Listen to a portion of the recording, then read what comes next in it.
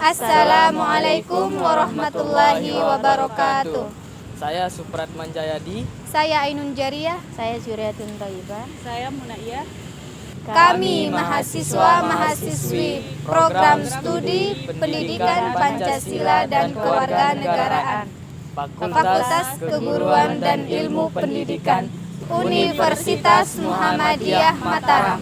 Di sini kami akan menayangkan hasil video wawancara kami dengan tema hubungan hukum internasional dengan hukum nasional. Baik Bang, sebelumnya siapa namanya? Nama saya Gunawan. Dari fakultas? Dari Fakultas Hukum Universitas Muhammadiyah Mataram. Fakultas Hukum. Berarti prodi? Prodi Hukum juga. Hukum juga? Iya, di Human ini. Saya Supratman Jayadi dari prodi PPKN FKIP. Nah, jadi saya ada tugas dari mata kuliah hukum internasional dengan tema hubungan hukum internasional dengan hukum nasional. Nah, jadi di sini pertanyaan saya, bagaimana pendapat Anda dan apa yang Anda ketahui tentang hukum internasional? Baik, terima kasih sebelumnya. Jadi oleh karena yang ditanyakan tadi itu bagaimana pendapat saya, jadi saya semaksimal mungkin akan sesuaikan dengan pendapat dan pengetahuan saya tentang hukum internasional itu sendiri. Hukum internasional yang saya pahami itu adalah seperangkat norma ataupun aturan yang mengatur tentang hubungan kita bernegara dalam ruang lingkup yang internasional, yang mengatur tentang beberapa negara yang melakukan hubungan di situ, baik hubungan secara bilateral maupun multilateral. Kita sudah tahu barangkali hubungan multilateral ini menyangkut soal kerjasama antara beberapa negara, lebih daripada satu ataupun dua. Sedangkan hubungan bilateral ini adalah hubungan daripada antara satu negara dengan negara lain. Ini itu yang dimaksud. Jadi dalam hubungan hukum internasional ini meliputi banyak hal, baik dari perspektif ekonominya, kemudian di bidang politik dan lain sebagainya. Kemudian yang ditanyakan tadi, bagaimana hubungan antara hukum pidana, hukum internasional dengan hukum nasional. Jadi salah satu sumber daripada hukum internasional itu kan traktat, perjanjian. Seperti yang saya katakan tadi itu, perjanjian bisa antara dua negara, satu dengan negara lain, dan banyak juga negara. Nah, kalau saya komparasikan tadi bagaimana hubungan antara hukum nasional dengan hukum internasional, bahwa hukum internasional ini dia mengakomodir kepentingan hukum di negara-negara tersebut. Misalkan Indonesia mau bekerja sama ataupun membangun kemitraan dengan Amerika Serikat, maka di dalam hubungan itu, hukum internasional itu dalam dia mengakomodir, dia tidak bisa bertentangan dengan kepentingan nasional Indonesia. Jadi dia harus mengakomodir kepentingan ataupun keinginan daripada dua belah pihak ini. Negara-negara. Itu saja. Nah, berkaitan dengan itu, sekarang kan lagi viralnya nih, perang yang terjadi atau invasi yang terjadi di antara Rusia dan Ukraina. Nah, di dalam hukum internasional mengintervensi negara lain itu sangat tidak diperbolehkan, kan? Nah, di sini saya sebut saja misalkan negara Amerika yang selalu mengikut campuri urusan antara Rusia dan Ukraina. Nah, bagaimana pendapat Anda tentang hukum yang berlaku secara internasionalnya? Gitu. Bagaimana pendapat Anda? Jadi begini, bicara soal konflik Ukraina dengan Rusia ini memang menjadi perbincangan publik hari ini. Bagaimana sikap negara-negara lain, terutama yang kencang disajikan di publik ini kan ikut campurnya Amerika, negara-negara Barat dan sebagainya. Tapi yang ingin saya katakan, kalau kita gunakan dalam perspektif nasional Indonesia ini, gambaran substansinya nanti bisa dipahami barangkali, bahwa di dalam alinea keempat ini salah satu tujuan negara itu, Indonesia itu adalah ikut serta dalam ketertiban dunia, melaksanakan ketertiban dunia. Jadi segala hal yang berkaitan dengan ketidakadilan, lebih-lebih menyangkut hak asasi manusia, di ruang lingkup nasional maupun internasional. Jadi kewajiban negara Indonesia itu ikut andil, ikut andil dalam menertibkan keadaan ataupun konflik seperti yang terjadi di Ukraina dan sebagainya. Tapi tidak semudah itu, bahwa soal ikut campur ini kan harus melalui pendekatan hukum dan pendekatan politik. Jadi ikut campur dalam hal ini kita harus tahu persis bagaimana duduk perkaranya dan duduk persoalannya, sehingga itu akan menentukan sikap kita. Jadi kalau saya tarik benar-benar apa yang ditanyakan tadi itu, bagaimana dengan ikut campurnya negara-negara di luar daripada negara yang berkonflik. Apakah bisa atau bagaimana? Di dalam pandangan hukum itu, dalam perspektif hukum, dimungkinkan oleh hukum ikut campur, tapi posisi dalam dia ikut campur ini itu tidak boleh semau negara itu sendiri. Misalkan Amerika Serikat ikut campur dalam konflik ini, jadi harus sejalan dengan hukum internasional yang disepakati oleh dunia, misalkan di dalam PBB. Bisa saja saya anggap bahwa perang Ukraina dengan Rusia ini sebenarnya tidak terlepas daripada perspektif historis, sejarah. Mungkin itu saja kalau pandangan saya. Ya, tapi kalau dikaitkan dengan hukum internasional, kan di dalam hukum internasional itu kan ada aturan yang tidak boleh mengikut campuri negara lain. Lalu bagaimana dengan itu? Begini, sudah saya katakan tadi bahwa hukum dalam pandangan hukum itu sangat memberikan ruang untuk negara itu ikut campur, tapi hal-hal yang sifatnya dibolehkan oleh hukum itu sendiri. Nah, bagaimana dengan hal-hal yang tidak boleh diatur, yang tidak diatur di dalam undang-undang ataupun tidak diperbolehkan di dalam undang-undang internasional itu sendiri? Ya memang tidak bisa. Misalkan Amerika Serikat ikut campur, ya memang tidak bisa dia ikut campur terlalu dalam, tapi untuk bersikap atas nama negaranya sendiri yang sesuai dengan aturan-aturan hukum internasional, ya memang bisa. Tapi dalam hal-hal kasus tertentu dia tidak bisa. Misalkan Ukraina ini memang menurut saya tidak bisa. Jadi kesimpulannya tergantung kesepakatan, jadi Bang. Ya, tergantung daripada kesepakatan. Baik, mungkin itu aja Bang. Terima kasih atas waktunya. Saya pamit dulu. Saya atas nama Raja Sati, saya dari Fakultas FKIP, bermaksud untuk mewawancarai saudara terkait dengan hukum internasional. Adapun pertanyaan dari saya, bagaimana menurut saudara? Apakah negara masih menjadi subjek yang dominan dalam hukum internasional? Baik, bismillahirrahmanirrahim. Assalamualaikum warahmatullahi wabarakatuh. Perkenalkan, saya Firdaus, yang kebetulan salah satu mahasiswa dari Fakultas Hukum itu sendiri. Langsung saja terkait dengan pertanyaannya, menurut saya tentu saja negara ini menjadi subjek terhadap hukum internasional itu sendiri. Nah, karena kenapa? Negara merupakan subjek utama dalam hukum internasional yang di dalamnya mengatur hak-hak dan kewajiban-kewajiban suatu negara itu sendiri. Seperti yang kita ketahui bahwa hukum internasional merupakan suatu kaidah atau asas yang mengatur persoalan lintas negara antara negara yang lain dengan antara satu negara dengan negara yang lainnya, dan antara negara dan subjek negara. Nah,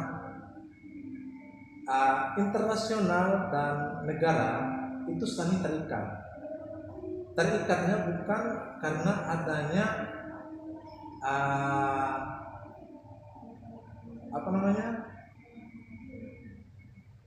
adanya keputusan satu persatu, maksudnya dari individu ke individu yang lain, bukan, melainkan karena adanya suatu keputusan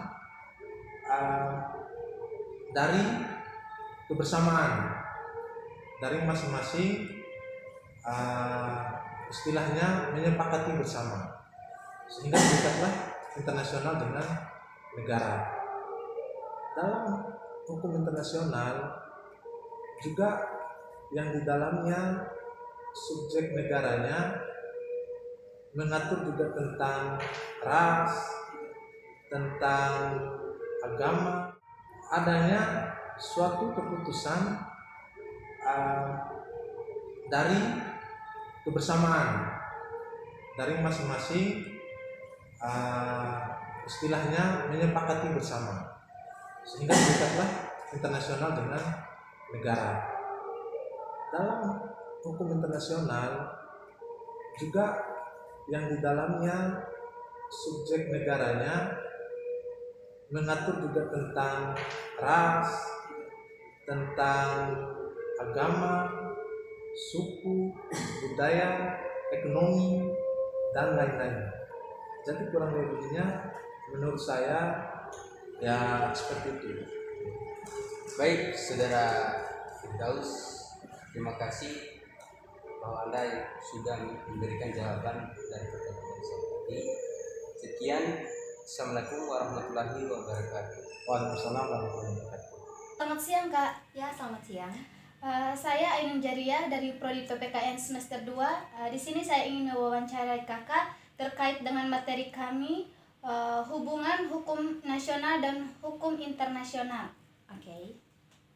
Langsung saja ke pertanyaan saya, bagaimana sih sepengetahuan Kakak mengenai hubungan hukum nasional dan hubungan internasional ini? Well, yang pertama menurut saya kan hukum nasional itu kan mengenai kegiatan dalam sebuah negara itu kan diatur. Kemudian sedangkan hukum internasional itu hubungan antar negara atau mungkin organisasi internasional. Nah, kalau menurut saya hubungannya itu sangat erat, di mana hubungan internasional kan terbangun dari hubungan nasional, hukum nasional di tiap-tiap negara kan. Itu mengapa adanya hukum internasional gitu. Walaupun tiap negara itu punya jenis hukum yang berbeda tentunya, ciri khasnya tiap negara itu, tapi hukum internasional kan seperti menggabungkan semua itu dengan melihat gimana ya, kayak sisi pandang umumnya gitu yang menyatukan tiap negara itu. Tentu tiap negara harus memiliki hukum nasionalnya tersendiri gitu. Jadi mereka dari situ bisa terbangun hukum internasional. Menurut saya sih begitu kurang lebih. Kurang lebih seperti itu ya, Kak. Ya. Selanjutnya ini saya pernah baca mengapa hukum nasional dianggap lebih kuat dibandingkan hukum internasional. Oh iya benar. Kalau menurut saya pribadi kenapa lebih kuat, karena gimana ya, berbicara tentang hukum nasional itu berarti menggambarkan watak atau identitas dari negara tersebut gitu kan. Kalau hukum nasional, kebayang misalnya sebuah negara hanya memiliki hubungan internasional tanpa hukum nasional yang gimana ya, yang tetap, kemudian misalnya hukumnya berubah-berubah gitu, tidak menentu dan sebagainya. Tentu itu akan mengganggu hubungan internasional negara itu dengan negara yang lainnya gitu. Jadi saya rasa penting bagi sebuah negara untuk memiliki hukum nasional yang kuat untuk menggambarkan identitas negara itu sendiri gitu, untuk menguatkan keberadaannya. Oke, terima kasih, Kak. Ya, sama.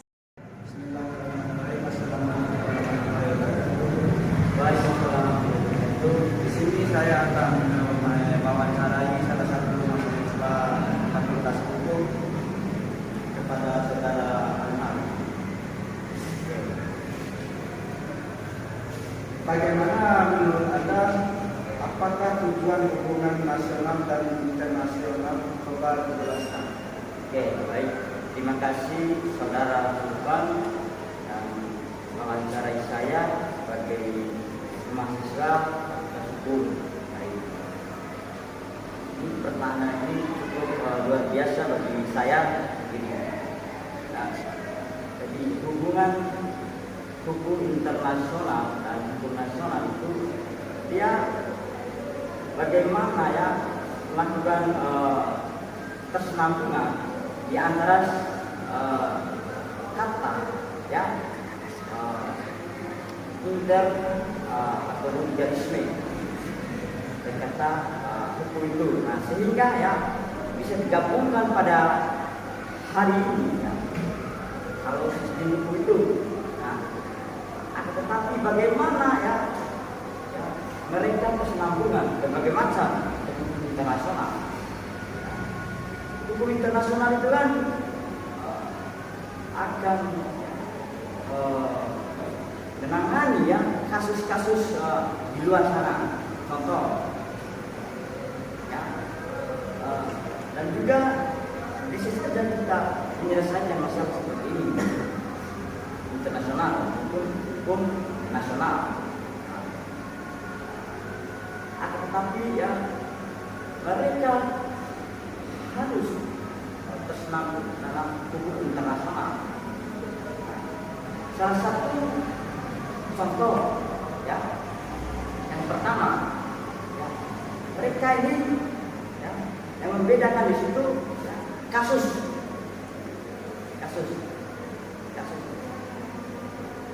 di dalam hukum internasional itu yang mengatur ya bagaimana kasus yang kita seperti di skala lingkungan kita itu mengatur hukum nasional dan bahkan hukum nasional itu kan berbagai macam ya menangani kasus-kasus besar sehingga ya, bisa menghadirkan. Bismillahirrahmanirrahim. Assalamualaikum warahmatullahi wabarakatuh. Saya atas nama Zulaitun Thaibah. Di sini saya akan mewawancarai Kak Ilham, Presma Muhammadiyah di Bima. Jadi di sini saya mewawancarai pertanyaan saya, apakah hukum nasional sama hukum internasional itu merupakan satu sistem? Sistem hukum nasional dan sistem internasional. Kalau berbicara sistem hukum nasional dia itu lahir setelah kemerdekaan Negara Kesatuan Republik Indonesia. Tapi ada 4 sistem hukum yang dianut oleh hukum Indonesia ini. Yang pertama sistem hukum Barat, yang kedua sistem hukum Eropa kontinental, sistem hukum Anglo-Saxon, sosialis, dan pengaruh daripada ajaran agama masing-masing. Kalau dikaitkan dengan hukum internasional itu bagaimana istilahnya itu ada traktat artinya perjanjian kerjasama lembaga negara. Yang pertama tentang perdagangan agrobisnis dan perindustrian gitu. Tapi dalam untuk menjamin perdagangan, perindustrian, agrobisnis dan sebagainya itu ada 3. Yang pertama pemilik modal, yang kedua manajemen, yang ketiga tentang struktur manajemen dalam pengelolaan. Mungkin ini ada tambahan dari Bang Abdizal, Presma Muhammadiyah Mataram, tentang hukum internasional. Kalau misalnya kita bicara tentang hukum internasional ini, yang paling mendasar yang kita pahami secara bersama, hukum internasional itu sendiri adalah serangkaian kaidah hukum atau peraturan atau yang kemudian mencoba untuk mengatur tentang bagaimana hubungan antara negara dengan negara, baik itu antara antara 2 negara, 3 negara dan lain sebagainya. Bahkan secara hukum internasional juga dia akan mengatur hubungan antara individu dengan individu yang berkaitan dengan konteks internasional. Jadi kalau misalnya kita bicara hukum internasional itu sendiri juga kan dia terbagi menjadi 2. Pertama hukum internasional regional dan hukum internasional khusus. Jadi kalau bicara tentang hukum internasional regional, dia juga akan berkaitan dengan wilayah yang terbatas. Kalau khusus ini dia akan bicara tentang hukum internasional yang berkaitan dengan kontekstual tertentu. Misalnya tentang HAM itu, kemudian tentang berkaitan dengan kelautan, tentang berkaitan dengan lapisan ozon, dan bahkan perlindungan lain. Itu kalau bicara hukum internasional. Kalau saya juga kan mengetahui ada beberapa subjek hukum internasional yang sejauh ini coba kemudian kita saling mencari informasi. Misalnya tentang hukum internasional ini subjeknya itu adalah pertama itu bersifat individu, dan yang kedua adalah bersifat negara, dan yang ketiga adalah bersifat organisasi dan lain sebagainya. Kalau bersifat individu, dia berbicara tentang bagaimana hubungan antara individu dengan individu, tetapi dia bukan sama negara, tetapi melainkan negara yang berbeda, sehingga hubungan ini diatur dalam hukum internasional. Dia dinamakan hukum internasional privat atau hukum internasional individual. Nah, selanjutnya hukum internasional negara atau yang kemudian kita kenal subjeknya adalah negara, dia akan mengatur tentang hubungan negara. Misalnya bagaimana yang kita ketahui di NATO juga, NATO itu kan kumpulan beberapa negara, termasuk di PBB itu sendiri juga adalah bagaimana satuan daripada beberapa negara yang terkecimpung di sana. Maka itu salah satu bentuknya. Begitu juga dengan organisasi internasional lainnya. Ada selain daripada negara juga adalah organisasi internasional yang kemudian akan melahirkan hukum internasional itu sendiri. Itu barangkali ya yang kemudian kita pahami tentang hukum internasional itu sendiri. Terima kasih. Sekian video dari kami. Wassalamualaikum warahmatullahi wabarakatuh.